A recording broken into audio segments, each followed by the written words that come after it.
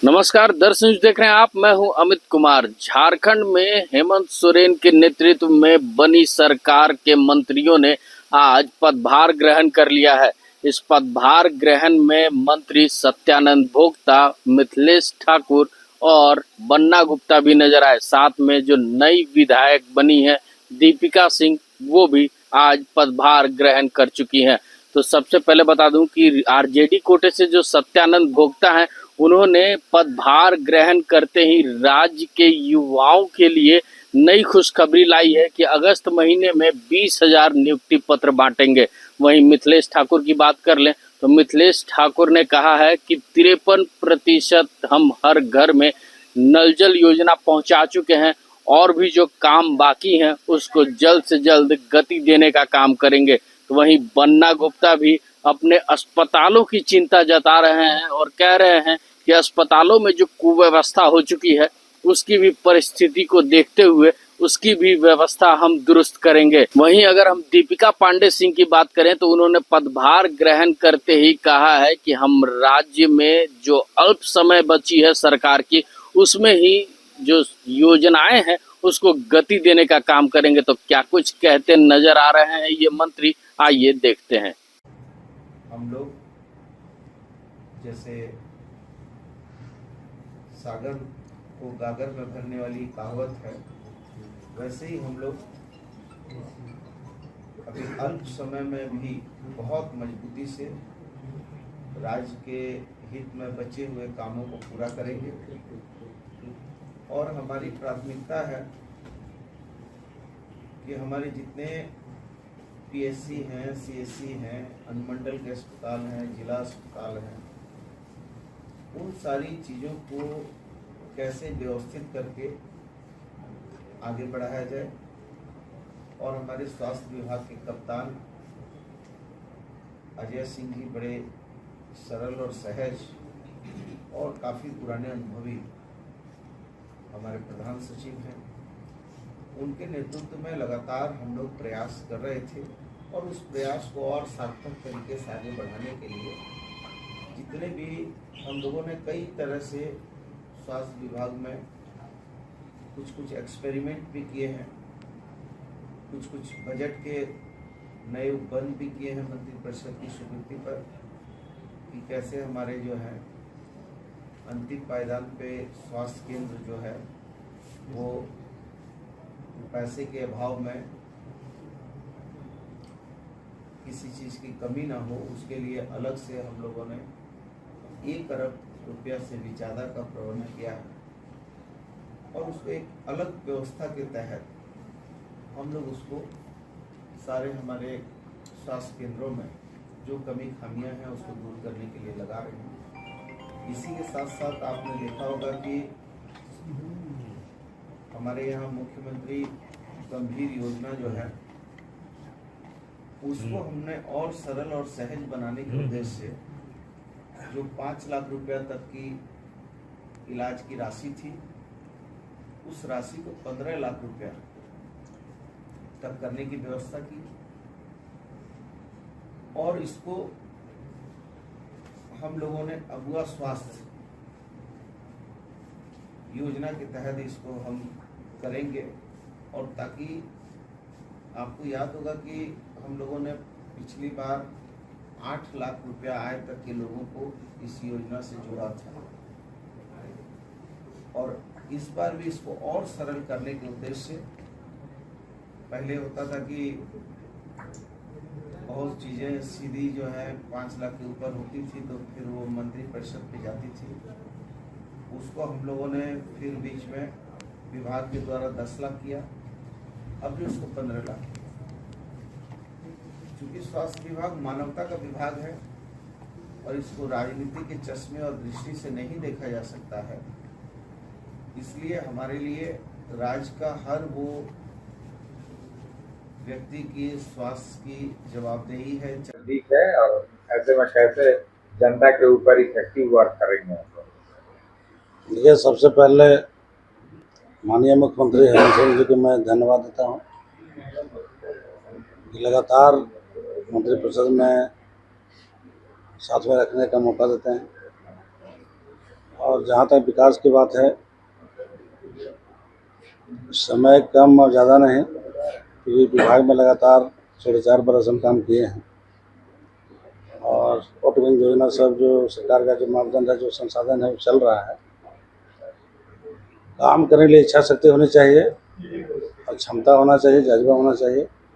अभी भी बहुत काम हो सकता है, रोज तो काम होता नहीं, एक बार के काम 1 साल तक चलता है। इसलिए हमारे जो सचिव साहब हैं, हमारे श्रम विभाग के सचिव हैं, सब लोग समन्वय बना के काम कर रहे हैं। और हमारे कई यहाँ IAS पदाधिकारी हैं। हमारे जो श्रम विभाग हो, चाहे उद्योग विभाग हो, जो सरकार का मापदंड है, जो संसाधन है, उसमें हम लोग काम करने में कहीं कोई कसर नहीं छोड़ेंगे और हम लोग जितना बन पाएगा उतना काम करेंगे।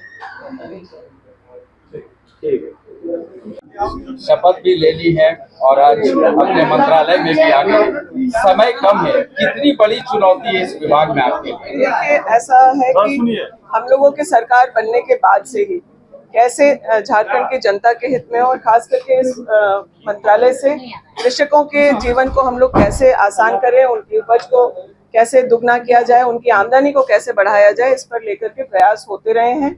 उस काम को और आगे बढ़ाना और तेजी से आगे बढ़ाना हमारी प्राथमिकता में है।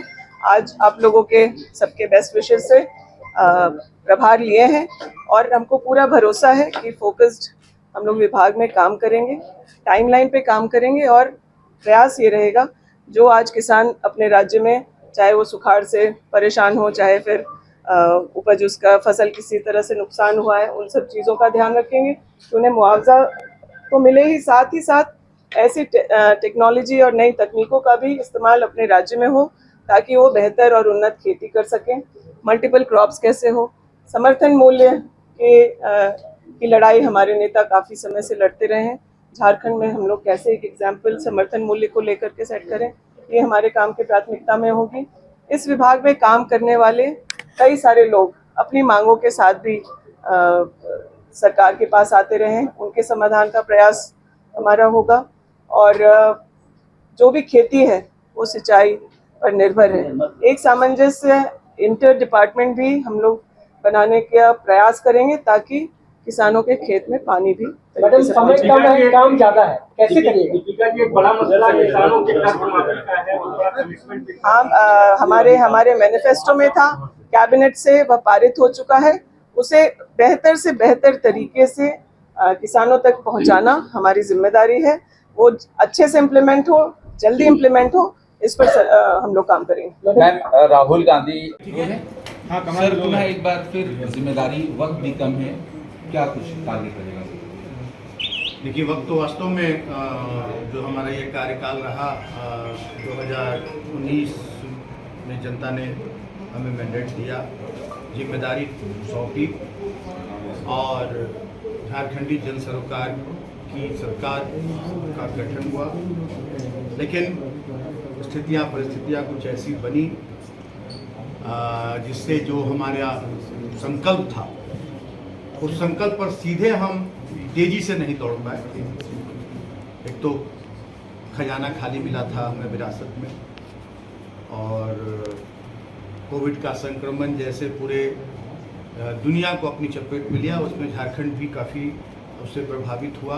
यहाँ आधारभूत संरचना की भी काफ़ी कमी थी, अस्पतालों की स्थिति क्या थी, आप किसी से छिपा हुआ नहीं है।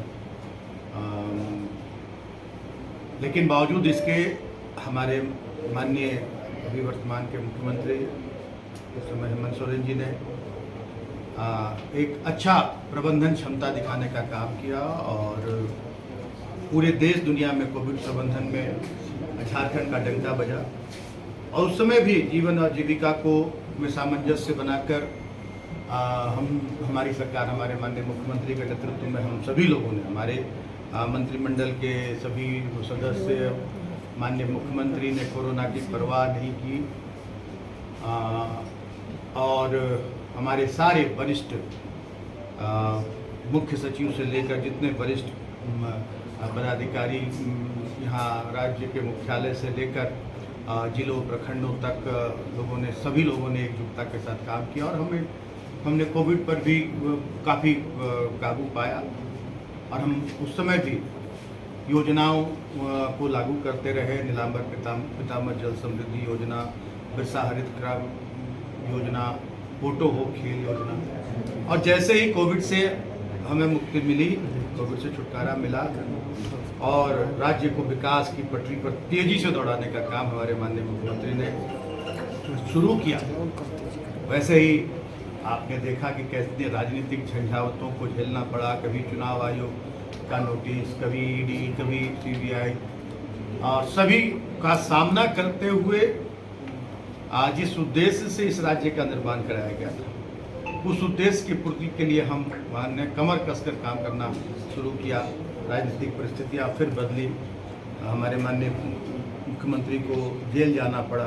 फिर आदरणीय चंपाई सोरेन जी के नेतृत्व में 5 महीने हम लोगों ने जो सपना था हमारे वर्तमान मुख्यमंत्री हेमंत सोरेन जी का, कि गुरु जी के सपनों का झारखंड बनाना है, अंतिम पंक्ति के लोगों को सरकारी सुविधाओं का लाभ दिलाना है, अधिकार दिलाना है, आधारभूत संरचना में तेजी से काम करना है, वो सारा परिलक्षित हो रहा है, सारा धरातल पर दिख रहा है। और बहुत अच्छे अच्छे निर्णय माननीय हमारे पूर्व मुख्यमंत्री हेमंत सोरेन जी के कार्यकाल में, चंपाई जी के कार्यकाल में भी हुए। और अभी फिर से हमें न्याय मिला। एक साजिश के तहत हमारे माननीय मुख्यमंत्री हेमंत सोरेन जी को अपना राजनीतिक हित साधने के लिए हमारे विपक्ष के साथियों ने उन्हें जेल की सलाखों के पीछे बेबुनियाद आरोप में डलवाने का काम किया था। न्यायालय से, हमारे उच्च न्यायालय से न्याय मिला और फिर से हमारे पूर्व मुख्यमंत्री चंपाई सोरेन जी ने बड़ा दरिया दिली दिखाते हुए, बड़ा दिल दिखाते हुए और एक सच्चे सिपाही की तरह की जो जिम्मेदारी सौंपकर हमारे माननीय मुख्यमंत्री गए थे, उस जिम्मेदारी को तो भली भांति निभाया ही, और उनके आने के बाद ससम्मान उस जिम्मेदारी को उन्होंने वापस लौटाने का काम किया। और ये कहे संयोग ही है, और झारखंड तो सही में एक प्रयोगशाला है। यहाँ तीसरी बार 5 वर्ष में हमें भी जिम्मेदारी संभालने का मौका, हम पर भरोसा जताया माननीय वर्तमान मुख्यमंत्री हेमंत सोरेन जी ने, और हमें हमारा पुराना विभाग सौंपा है। और इस निर्देश के साथ कि जो उद्देश्य है, उस उद्देश्य पर हम खरा उतरें अपने पूरी टीम के साथ, अपने सचिव, अपने वरीय अभियंताओं, अपने जो कनीय अभियंतागण हैं और सारे कर्मियों के साथ एक टीम वर्क में काम करके, और बड़ा लक्ष्य हमें 61,22,000 घरों तक शुद्ध पेयजल, पीने का पानी तो अलग होता है, शुद्ध पेयजल दोनों में कि जो सारी गुणवत्ता के साथ जो जल उपलब्ध हो, जिससे हमें बहुत सारी परेशानियों से हमारे ग्रामीणों को मुक्ति मिलती है, अस्पतालों के चक्कर नहीं लगाने पड़ते हैं, आर्थिक दुर्दशा भी नहीं होती है हमारे गरीब लोगों को, ग्रामीण क्षेत्र में रहने वाले लोगों को। तो इस लक्ष्य को हमें पूरा करने का निर्देश प्राप्त हुआ है। आज मैंने कार्यभार संभाला है, अभी अधिकारियों के साथ, अभियंताओं के साथ हम लोग चर्चा करेंगे, और अभी हम आपको बताते हुए कि इस परिस्थितियाँ क्या रही नहीं रही, ये मैंने आपको बता दिया है। बावजूद इसके हम 53% से ज़्यादा घरों तक शुद्ध पेयजल पहुंचाने में नल के माध्यम से कामयाब हुए हैं। जो नल जल योजना जो कही जाती है, जल जीवन मिशन योजना, केंद्र सरकार और राज्य सरकार दोनों के बराबर सहयोग से पूरा जितनी राशि केंद्र सरकार उपलब्ध कराती है, उतनी ही राशि राज्य सरकार की भी हिस्सेदारी होती है, उतनी ही पूरी मॉनिटरिंग राज्य सरकार की होती है, सारी मशीनरी राज्य सरकार की लगती है। और हम हमारा कुछ भौगोलिक स्थिति भी यहाँ अन्य राज्यों की तुलना में भिन्न है, इससे बहुत सारी बाधाएं भी आती हैं काम करने में। सारी बाधाओं को दूर कर हम 53% से ज़्यादा घरों तक हम पहुँचने में कामयाब हुए हैं, और बहुत तेज़ी से सारे काम धरातल पर जारी हैं, और बहुत जल्द हम अपने लक्ष्य को प्राप्त कर लेंगे। और इस कार्यकाल में हम लोगों ने 15 हैंडपंप सभी पंचायतों में देने का काम किया, वो भी एक बहुत बड़ा हम मिल। तो सुना अभी आपने कि तमाम मंत्रियों ने मंत्री पद ग्रहण करते ही क्या कुछ कहा। वो सीधे तौर पे कह रहे हैं कि इस राज्य में अब बहुत कम समय बचे हैं सरकार के, इसलिए विकास को गतिशील करनी है और राज्य के जन जन तक पहुंचानी है। वहीं भाजपा पर जमकर निशाना भी साधा कि भाजपा सरकार को लगातार गिराने में लगी हुई थी, लेकिन फिर भी सरकार अभी भी खड़ी है और आगे भी खड़ी रहेगी। ऐसे ही तमाम खबरों के साथ जुड़े रहने के लिए हमारे चैनल को लाइक एंड सब्सक्राइब जरूर करें। अमित कुमार, दर्श न्यूज, रांची।